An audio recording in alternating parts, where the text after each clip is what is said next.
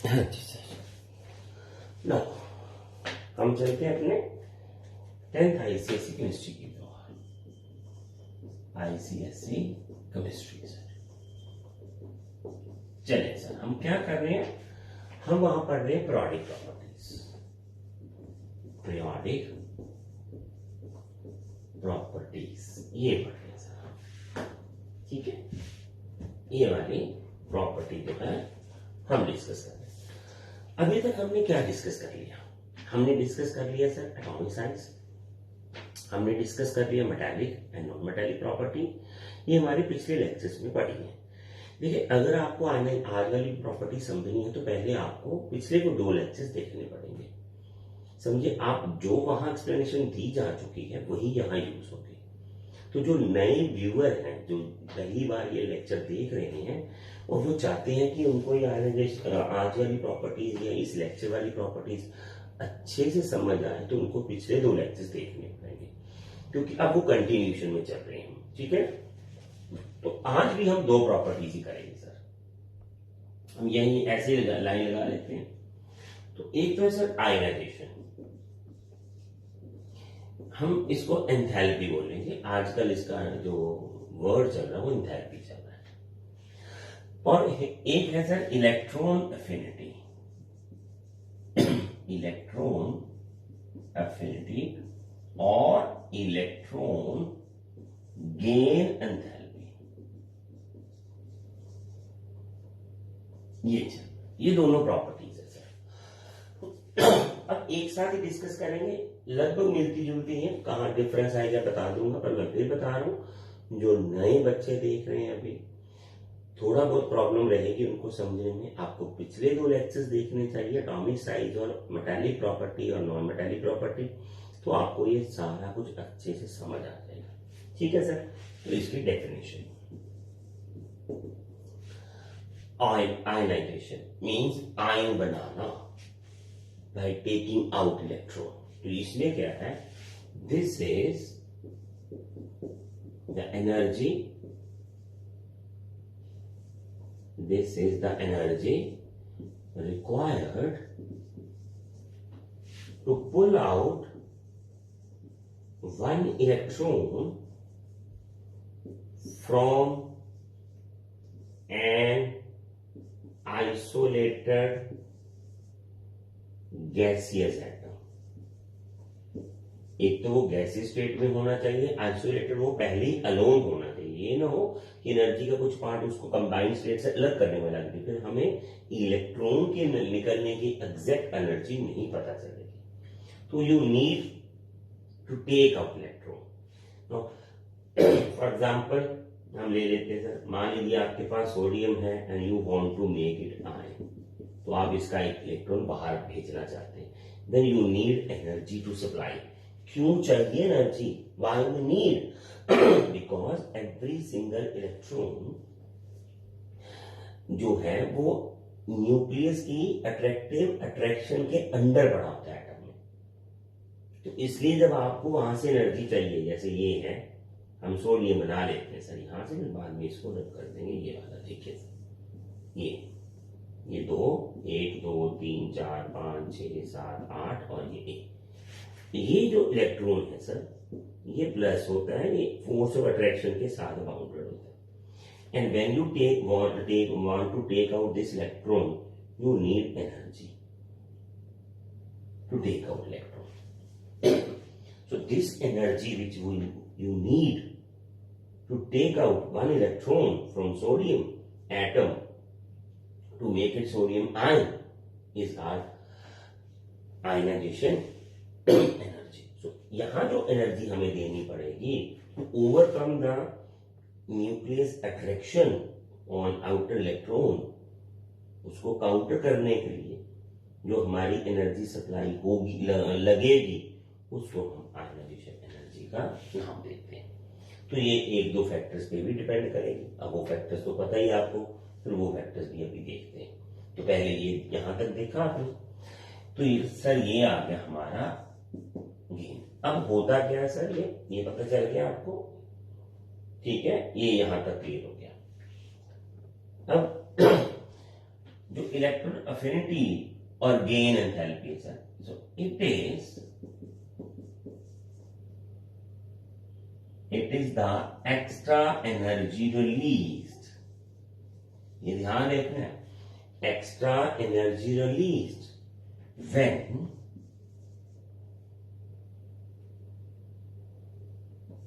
an electron is added to an isolated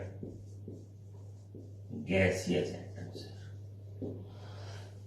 जब आप किसी भी एटम में एक इलेक्ट्रॉन ऐड करते हैं तो फिर वो जो एक्स्ट्रा एनर्जी रिलीज करता है गैसियस स्टेट में, तो उसे हम बोलते हैं इलेक्ट्रॉन अफिनिटी और gain enthalpy. So energy is released when electron is added to an gaseous atom. अब इसके बारे में सर वो गैस में क्यों ऐड करेंगे, कैसे ऐड, वो सारा भी बात करेंगे, वो कोई दिक्कत नहीं। जैसे फॉर एग्जांपल क्लोरीन, तो आप इसको एक इलेक्ट्रॉन दोगे तो क्लोरीन नेगेटिव बन जाएगा, ये 287 है। अब इसको एक इलेक्ट्रॉन चाहिए, तो ये एक्स्ट्रा जो एनर्जी रिलीज होती है सर वो इसकी स्टेबिलिटी एनर्जी है। जब आप स्टेबल हो जाएंगे तो आप में से एक्स्ट्रा एनर्जी रिलीज हो जाती है, आप स्टेबिलिटी में चले गए, ठीक है। तो वो जो एक्स्ट्रा एनर्जी होती है जिसके कारण आप अनस्टेबल है, साइंस ये मानती है कि जितनी ज्यादा एनर्जी आपके पास होती है उतनी आप अनस्टेबल होते हैं। If you are on the ground, then you have zero potential energy. If we compare with ground, you have zero potential energy, तो आप स्टेबल है। अब जैसे जैसे ऊपर जाते जाओगे your potential energy increases, आपको अनस्टेबिलिटी होती है, वहां आपको डर लगता है नीचे देखने से, वो है एक्स्ट्रा एनर्जी जो होती है। जैसे आप नीचे आ जाते हो तो वो एनर्जी खत्म हो जाती है, फिर आप स्टेबल हो जाते हो, आपके अंदर वो फियर ऑफ हाइट निकल जाता है। तो इसी तरह से यहां है, ठीक है। तो ये एक एक्स्ट्रा जो एनर्जी है वो रिलीज हो जाती है, ठीक है सर। तो ये है सर। अब दिमाग में आपके बहुत कुछ चल रहा है, मेरे को ये पता है, दिख भी रहा है सर ये एक्स्ट्रा एनर्जी क्यों रिलीज होती है। भाई इसको एक इलेक्ट्रॉन चाहिए स्टेबल होने के लिए, आप हर किसी एटम को ऐसी इलेक्ट्रॉन तो दे ही नहीं सकते, उसको चाहिए कि नहीं चाहिए वो उस हिसाब से लेता है इलेक्ट्रॉन।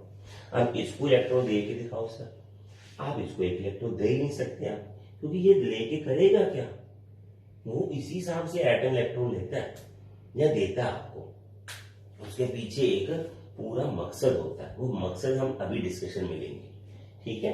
तो ये पहले हमने डेफिनेशन ली थी सर, समझे बात, ये डेफिनेशन ली हमने इसको पहले। तो डेफिनेशन में क्या आया आपका कि ये एक्स्ट्रा जो एनर्जी है वो रिलीज करता है और ये वाला काम क्या है, ए बन जाता है आपका। समझ लगी बात आपको।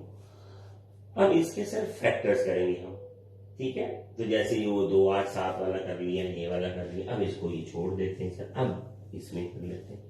तो मैं तो फैक्टर सर अपनी मर्जी से करूंगा, ठीक है ना, फैक्टर्स। तो ये भी फैक्टर है सर, मैं तो इसको अपने हिसाब से देखूंगा। तो पहला है एटॉमिक साइज सर, ठीक है। अभी इसके बारे में तो पता चल गया आपको कि जितना ज्यादा एटॉमिक साइज होगा, जितना ज्यादा एटॉमिक साइज होगा उतना ही अफेक्टिव न्यूक्लियर चार्ज कम हो जाएगा, ठीक है ना। तो साइज बढ़ने से न्यूक्लियस की पकड़ बाहर इलेक्ट्रॉन पे कम हो जाती है, ना तो आने वाले इलेक्ट्रॉन पे अट्रैक्शन दे पाता है, ना ही जाने वाले इलेक्ट्रॉन को रोक सकता है। मेरी बात समझे आप। तो साइज बड़ा होने से आयोनाइजेशन एंथैल्पी जो है वो कम हो जाती है, you need less force to take out electron. जैसे साइज बड़ा होगा आपका इलेक्ट्रॉन एटम का, वैसे ही न्यूक्लियस की ताकत जो बाहर इलेक्ट्रॉन पे लगती है वो कम हो जाएगी। अब उसकी जो फोर्स ऑफ अट्रैक्शन है बाहर इलेक्ट्रॉन पे वो कम हो जाएगी, then it is very very easy to take out electron. तो आयोनाइजेशन एनर्जी जो है एटॉमिक साइज बढ़ने से कम हो जाती है। तो एज एटॉमिक साइज इंक्रीजेस, ठीक है, attractive force on outer electron decreases. अब आउटर इलेक्ट्रॉन पे आपकी अट्रैक्टिव फोर्स डिक्रीज हो चुकी है of N nucleus,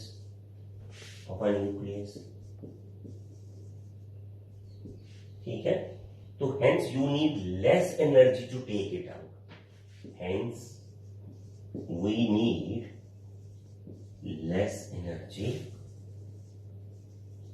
to take out an electron. अब यहां कुछ कर लें sir, this energy required to pull out an electron from an isolated atom from its outer shell, from outer shell, ये बाहर नहीं आता, added to an isolated atom in outer shell, ये याद रखना था, आउटर शेल लिखा नहीं था। तो energy to take out, we need less energy to take out an electron from outer shell, and vice versa. भी मैंने कल आपको अच्छे से पिछले लेक्चर में बताया था, इसलिए मैं बोल रहा हूं, जो अभी देख रहे हैं वो पिछले लेक्चर जरूर देखें। वाइस वर्सा कैसे होगा? As atomic size decreases, attractive force on outer electron increases, hence hence we need more energy to take out an electron from outer shell and vice versa from outer shell. ये outer से ही लेना ना, तो ये vice versa समझ लगा आपके?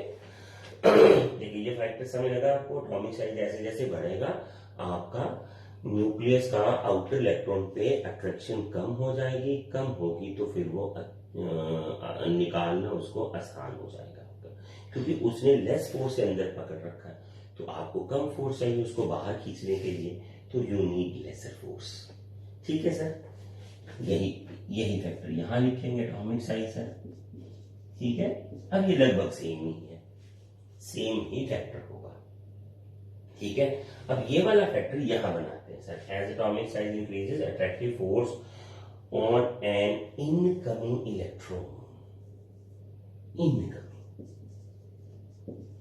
electron decreases of a nucleus, hence ठीक है।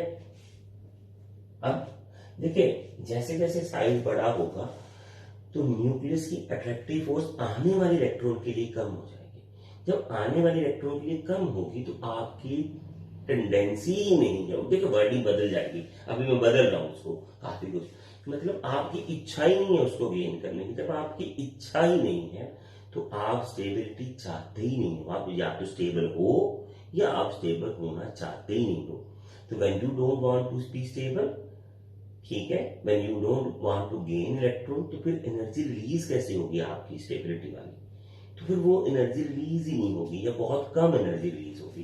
तो ऐसे हम देखेंगे इसको, इलेक्ट्रॉन हेंस न्यूक्लियस हेंस, यहां से अब यहां बदलते हैं सर, ये अफिनिटी वाला बन रहा है, ये वाला फैक्टर मैं इधर लिख रहा हूं, इतनी लाइंस में यहां से चोरी कर रहा हूं। एक बात तो ये है, as atomic size increases incoming electron decreases, that is, यहां से बदल देते हैं sir, that is atom has less tendency to gain electron. अब आप देखिए सर, देखिए जब आपकी टेंडेंसी नहीं है, आप चाहते ही नहीं हो कुछ कोई काम करना, तो फिर आप उस काम में स्टेबल कैसे होगे? तो फिर आप एनर्जी क्यों रिलीज करोगे जब स्टेबिलिटी नहीं आएगी?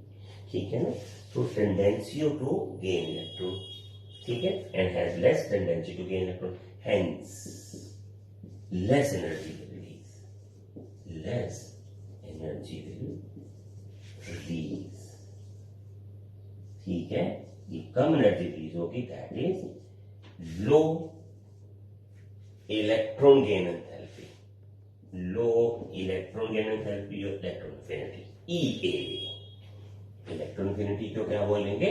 ईए बोलेंगे। समझे आप बात?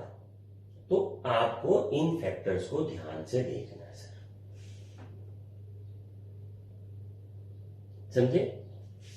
तो एनाटॉमिक साइज जो है इस तरह से वाइस वर्सा भी होगा, वाइस वर्सा, ये आपको पता ही, आपको लगाना आ चुका होगा।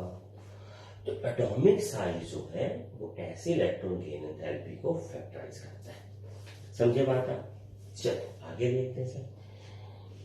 तो ये बात सारी जो ये वाले है ना सर, ये वाले जो फैक्टर्स हो रहे हैं ये एक साथ इसीलिए लिए गए हैं, तो एक जैसे ही होते हैं ये, बस वही बातें बार बार आती है। जैसे electron gain enthalpy, extra energy release, वो आपने करनी है सर, आपकी स्टेबिलिटी कितनी है। ठीक है बच्चों, तो आप स्टेबिलिटी का, आपकी टेंडेंसी टू स्टडी क्या है, आप कैसे काम करना चाहते हो, उसी पे आपको स्टेबिलिटी मिलती है। या आपकी इंटरनल टेंडेंसी है, वैसे ही काम करोगे। आप ये समझो कि बहुत से लोग मिलके आपको किसी काम करने के लिए फोर्स कर पाएंगे या पाते हैं, वो गलत होता है। जब तक इंटरनल टेंडेंसी नहीं होती किसी बंदे की, वो नहीं करेगा काम। तो इसी तरह से नेक्स्ट में जो फैक्टर आता है न्यूक्लियर चार्ज।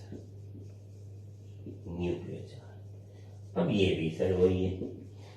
अगर मैं न्यूक्लियर चार्ज, आपको मैंने बोला था I don't care this thing, I keep at effective nuclear charge, but जैसे जैसे आपका न्यूक्लियर चार्ज बढ़ता है, you have more power for outer electron and hence it is very difficult to take out electron from an outer shell. You need more energy, आपको ज्यादा energy चाहिए, ठीक है ना। So as nuclear charge increase, अभी इकट्ठा ही करेंगे, increases, more is attractive force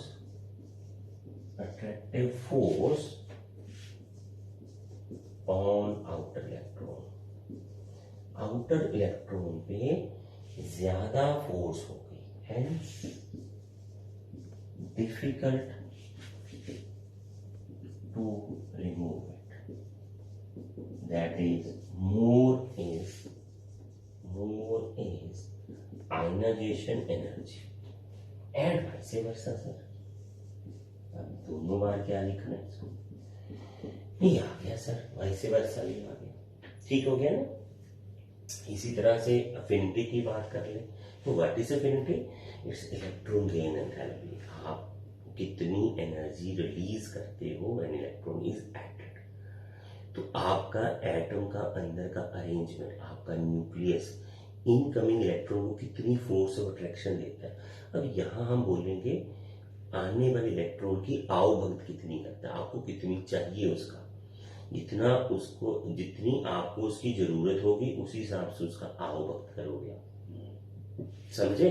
तो गेन एंथैल्पी बेसिकली वही डिसाइड करती है।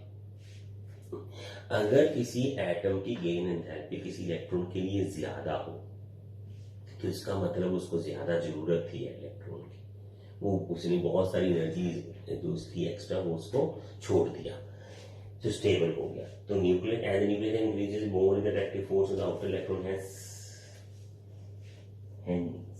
यहां से बदल देखते हैं, वो उसी के लिए आप दोनों इकट्ठी कर रहे हैं ना, ठीक है। Hence more is the attraction, more is attraction, अच्छा वो तो लिख लिया hence more is electron gain enthalpy, ऐसे लिख देना ये तो आपको, कि मतलब बेसिकली आपकी इलेक्ट्रॉन गेन एंथैल्पी पे ज्यादा हो जाएगी, आप ज्यादा उसको रिलीज करोगे एनर्जी को, because you need that more attractive force, आप चाहते हो वो आ जाए, आप उसको पकड़ के रखना चाहते हो, तो फिर गेन एंथैल्पी भी ज्यादा होगी आपकी, समझे बात। Gain enthalpy is the enthalpy you need to release, sorry when electron come in an atom, energy कितनी रिलीज होती है, तो ये आ गया आपका, ठीक है सर। अब इसमें से सर हम एक फैक्टर और ऐड करते हैं, वो अभी मैंने देखा था, जो मैं फैक्टर करवाता हूं, I want to teach the students, तो वो देखा है इलेक्ट्रॉनिक कन्फिगरेशन, इलेक्ट्रॉनिक कन्फिगरेशन, ये पता चलेगा आपको यहां से। देखो इलेक्ट्रॉनिक कन्फिगरेशन डिसाइड करती है हमारी स्टेबिलिटी के लिए आपको इलेक्ट्रॉन चाहिए या आप चाहते हैं कि इलेक्ट्रॉन रिलीज करना, ये देखिए सर। अभी अगर ये एक इलेक्ट्रॉन रिलीज कर देता है सर, एक इलेक्ट्रॉन रिलीज कर देता है, तो ये स्टेबल हो जाएगा, अगर वो एक इलेक्ट्रॉन रिलीज कर देता स्टेबल है तो वो इसको बाउंड ही नहीं करेगा, आप आसानी से ले सकते हो। इसकी इसने कोई जोर ही नहीं लगाएगा इसको पकड़ने के लिए, क्योंकि इसके जाने से इसको फायदा ही हो रहा है। तो इलेक्ट्रॉनिक कॉन्फ़िगरेशन भी डिसाइड करती है आपकी। अब जैसे यहां एक इलेक्ट्रॉन अगर आ जाए तो इसको तो फायदा है, इसको तो स्टेबिलिटी मिलेगी, 288 हो जाएगा क्योंकि स्टेबल माना जाता है, तो फिर ये ज्यादा एनर्जी रिलीज करेगा। तो इलेक्ट्रॉनिक कॉन्फ़िगरेशन डिसाइड करता है, ये दोनों को एक जैसे करते हैं। तो कॉन्फ़िगर इलेक्ट्रॉनिक अरेंजमेंट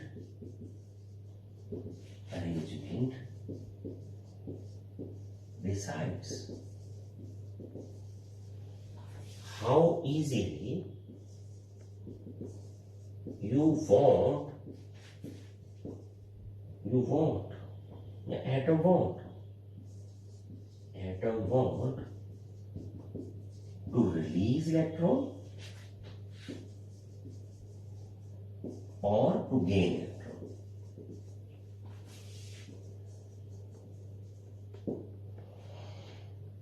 ठीक है, now due to which it become a stable electronic configuration. ये एक स्टेबल इलेक्ट्रॉनिक कॉन्फ़िगरेशन बन सके। तो ये आपको ऐसे ही लिखना पड़ेगा, जो एक एग्जांपल लेके लिखना पड़ेगा कि यहाँ एक एग्जांपल देख लीजिए। फॉर एग्जांपल सोडियम है, will release electronic, for example Na288 will easily lose electron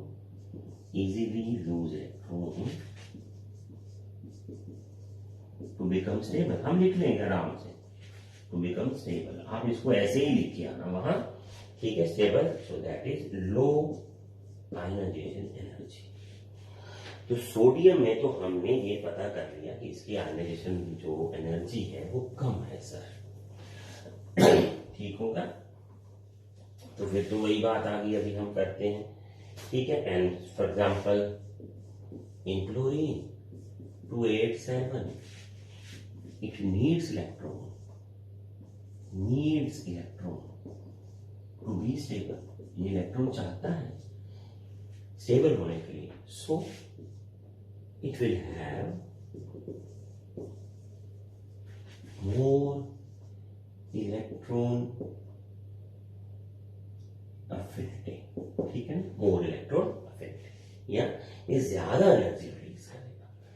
तो हमने ये फैक्टर्स को अच्छे से पढ़ लिया, तो समझे बात आप। तो इलेक्ट्रॉनिक कॉन्फ़िगरेशन बहुत बड़ा रोल अदा करती है। It's away from the nuclear size, ये nuclear charge and atomic size. तो बेसिकली तो मैं वही बताता हूं सर, देखिए हर चीज की जरूरत जो है ना सर, उसी से उसकी वैल्यू का डिसीजन होता है। अगर तो आपको लगता है कि स्टडी पढ़ना जो है वो एक अच्छी बात है, and I want to be something with the study, तो आप पढ़ोगे। जब तक आप इंटरनली फील नहीं करोगे तो आपकी टेंडेंसी नहीं है गेन करने की, तो आप बहुत लाख कुछ और कर ले, आपके पेरेंट्स, ट्यूशन, स्कूल्स, ये कुछ मायने नहीं रखता। I never agree on this. बहुत अच्छे टीचर्स हो, बहुत अच्छा स्कूल हो, बहुत सारी ट्यूशंस हो, तो उससे आप बहुत इंटेलिजेंट नहीं बन पाओगे। ये सब फैक्टर तब काम आएंगे जब आपकी टेंडेंसी है काम करने की, जब आपकी टेंडेंसी है टू इलेक्ट्रॉन गेन करने के लिए, तभी तो काम करेगा ना। उसको जब चाहिए ही नहीं सर, ये देखिए, ये मान लीजिए 288 है सर आर्गन है, अब इसको इलेक्ट्रॉन चाहिए ही नहीं है, तो कहां से बोले बताएं आपसे, तो वो एनर्जी रिलीज ही नहीं करेगा। ये बात, एक इलेक्ट्रॉन लेने से इसको फायदा ही नहीं हो रहा, तो लॉस में जा रहा है। इसकी कोई टेंडेंसी नहीं, इसकी जीरो होती है electron gain method. Noble gas इसीलिए जो बोलते हैं इसको सिर्फ स्टेबल। तो बी ए स्टेबल चीज, एक अच्छी सी प्लानिंग, एक टाइम टेबल से काम करें। हर पर्टिकुलर टाइम में देखो, आप टाइम टेबल वर्डिंग का ये मतलब नहीं है कि आप ऐसे लिख लो 6 से 7 ये, 8 से 7 ये पढ़ना, वो पढ़ना, ऐसे नहीं पढ़ाई जाएगी। आपका लेजर टाइम भी उतना हो, ठीक है। बस आप जब पढ़ना बंद करके उठ जाते हो, वापस पढ़ने वाली जगह या टेबल पे, स्टडी टेबल पे वापस जाने के लिए टेंडेंसी लगती है, वो चाहिए। फिर मैंने अब 1 घंटा पढ़ा था तो आधा घंटा मैंने रेस्ट कर लिया, अब मैं आधे घंटे के बाद वापस चला जाऊंगा, फिर 1 घंटा पढ़ लूंगा, फिर आधा घंटा रेस्ट कर लूंगा, कोई प्रॉब्लम नहीं है। वैसे पेरेंट्स को भी समझना चाहिए, आप लगातार पढ़ नहीं सकते, आपका ब्रेन टायर्ड हो जाता है। तो आगे चलते हैं सर, हम फैक्टर लेते हैं सर इसमें, ठीक है। तो अब आ गया ट्रेंड साइज के, ठीक है। तो आप अच्छे से प्लानिंग से काम करें बच्चों, तो ये आपको फायदा देगा ये सारा कुछ, ठीक। तो अब आ गया सर हमारा एक आगे का, तो ट्रेंड सर। अब ट्रेंड्स तो 2 ही है। नंबर 1 अलाउंग द ग्रुप, ठीक है। अब जैसे जैसे आप डाउन द ग्रुप जाओगे sir, sorry down the group, ठीक है। Down the group ionization energy का और इलेक्ट्रॉन अफिनिटी का, ये ठीक है। तो lithium, sodium, potassium, radium, caesium और फ्रेशियम। तो इसका मैं एक छोटा सा डाटा लिख देता हूँ, फिर मैं लिख देता हूँ सर आपको। 1312 है, आई नो आपके एग्जाम बुक्स में होगा ये, मैं भी तो वहीं से ले रहा हूँ देखिए, पर समझने वाली बात आएगी आपको। ये देखिए sir, down the group decrease in ionisation energy, decrease in ionisation energy, why? As size increases, size increases, आपको ये लिखना है, and effective nuclear charge decreases, ये अपने वाला word, effective nuclear charge decreases. अब जो पहली बार देख रहा है उसको पिछला लेक्चर देखना पड़ेगा, फिर पता चलेगा effective nuclear charge decreases, nuclear charge decreases. तो बाकी तो अब हो ही गया, पर एक बात को आपको समझना है, यहां से यहां डिक्रीज बहुत ज्यादा है, यहां कम है, फिर कम हो जाती है, क्यों? ये नहीं पता, 10th में नहीं बताएगा आपको, ये +1 में। वैसे तो मैंने +1 का एटॉमिक से स्टार्ट कर दिया था, तो आप साथ साथ वो जरूर देखें, वो आपको जब पूरा हो जाएगा ना, फिर पीरियोडिक टेबल ये नहीं पढ़ने की जरूरत पड़ेगी, तो सीधा ही आ गया आपको सारा, ठीक है। तो ये आ गया डाउन द ग्रुप इस ऐसे। अब यहां मैं आपको बताता हूँ, फ्लोरीन, क्लोरीन, ब्रोमीन, आयोडीन, ऐसे चलता है। तो इसका भी डाउन द ग्रुप, इसमें एक बड़ा पंगा है सर, वो देखते हैं सर। यहां से यहां तक इलेक्ट्रॉन गेन एंथैल्पी इंक्रीज करती है सर, ये बहुत बड़ी बात है, ये मैंने देखा आपके 10th तक शायद ये करवाते ही नहीं, ठीक है। तो यहां से यहां तक डिक्रीज है, ये बहुत बड़ी बात है। तो फ्लोरीन से क्लोरीन तक ये डिक्रीज होती है सर। देखिए डाउन द ग्रुप तो इंक्रीज होती है, फिर डिक्रीज होती है। वैसे तो डाउन द ग्रुप इसको ऐसे जैसे इंक्रीज ही लिख देना चाहिए था, पर मैं नहीं लिखूंगा, इसका रीजन मैं लग दूंगा।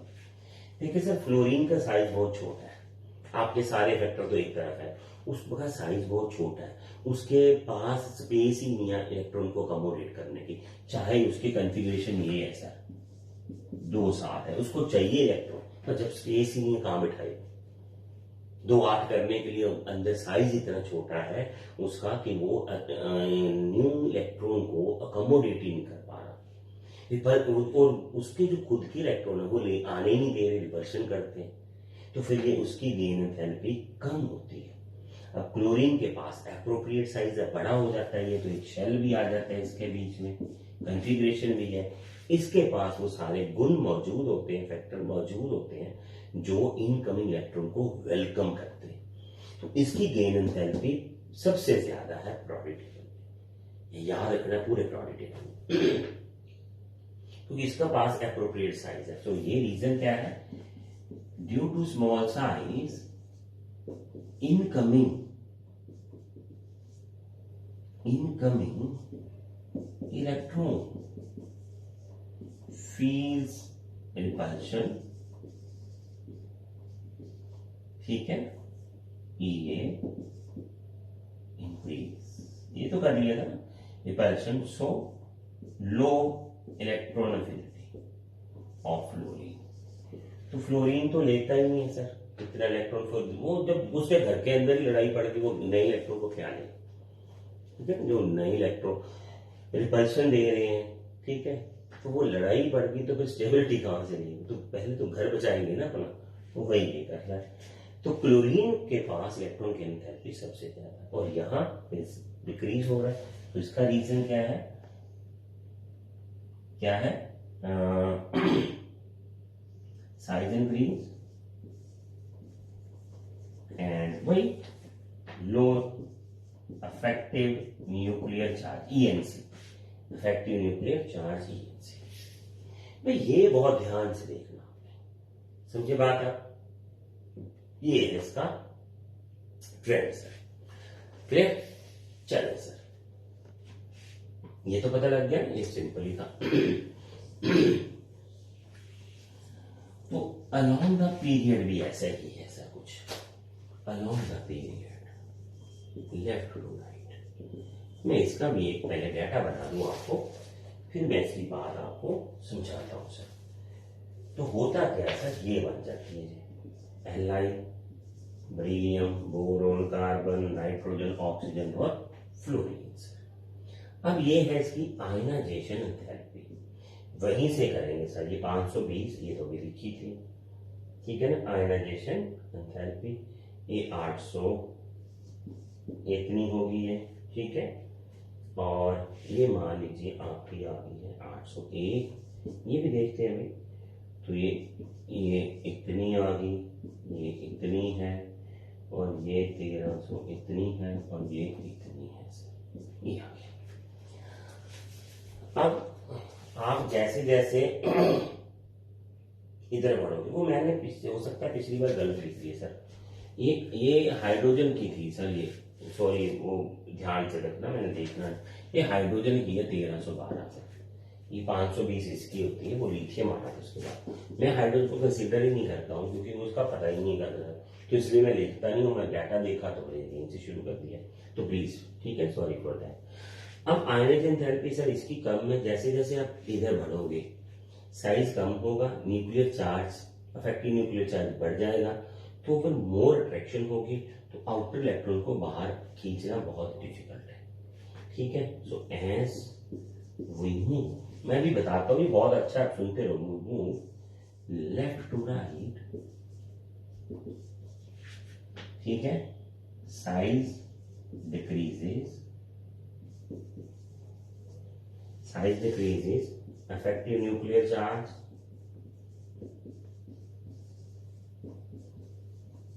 increases, effective nuclear charge क्या हो जाता है, increase, hence ionization energy increases, ionization energy increase करती है, you need more power to attract, to take out electron, ठीक है, आपको ज्यादा पावर चाहिए, and also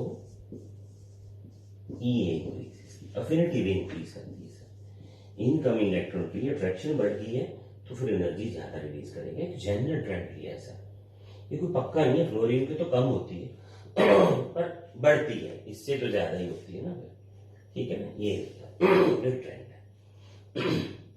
अब ये बात है 10th की सर, आपको कुछ देखना पड़ेगा सर। ये देखिए बढ़ी और ये कम हुई, ये रीजन आप कैसे करेंगे, ये आप समझा नहीं पाओगे आप, क्योंकि आपको, मैंने वही कहा ना, मेरे को समझ ही नहीं आता ये क्यों ऐसे बच्चों को पढ़ा रहे हैं, क्या कैसे करें। तो एटॉमिक स्ट्रक्चर अच्छे से बच्चों को करवा दो, तो बच्चे उसी एटॉमिक स्ट्रक्चर से ये काम कर लें।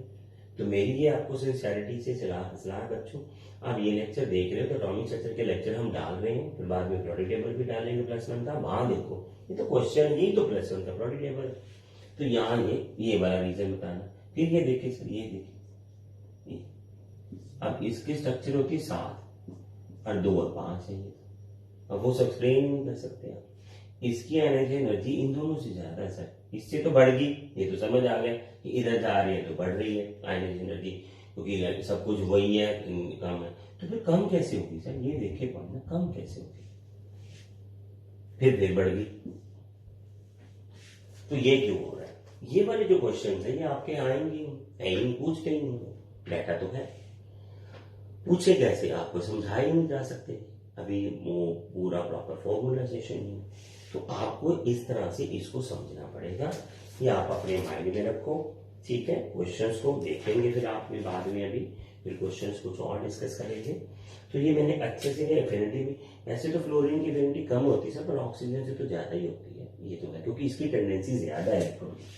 ये देखो 2 और 6 है, 2 और 7, तो ये इसको एक इलेक्ट्रॉन मिल जाए तो ये तो स्टेबल होता है ना। इसको एक मिल जाए तो इसको कोई फायदा ही नहीं उतना हो रहा, स्टेबल तो उतना हो नहीं रहा, स्टेबिलिटी के पास जरूर जा रहा है। तो टेंडेंसी तो है पर उतनी नहीं है।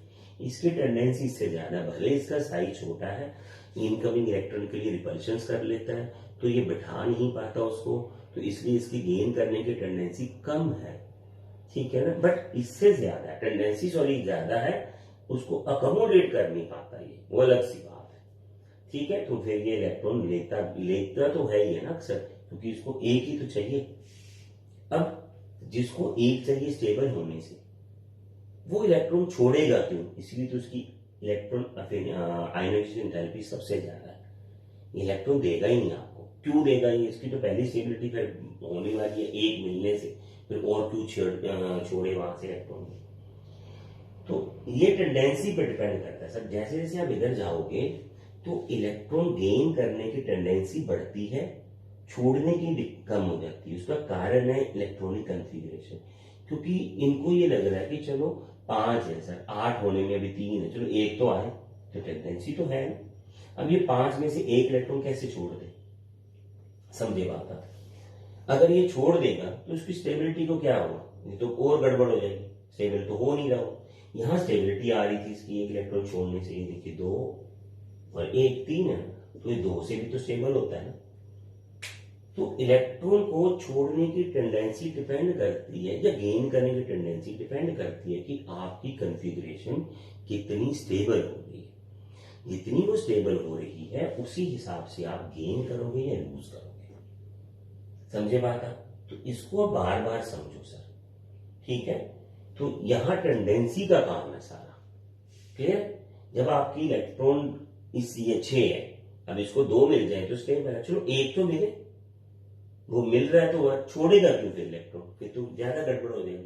तो इसकी आयनाइजेशन एनर्जी ज्यादा है, गेन एंथैल्पी भी ज्यादा ही होगी, क्योंकि ये देगा तो नहीं, इलेक्ट्रॉन लेना चाहेगा, बट इसकी टेंडेंसी इससे भी ज्यादा है, तो इसकी जो आयनाइजेशन एंथैल्पी और बढ़ेगी, क्योंकि ये छोड़ना ही नहीं चाहता, ये अपने इलेक्ट्रॉन को टाइटली बाउंड करता है, ये बाहर वाला भी लेना चाहता है, अगर सिंपल वे में देखें, ठीक है।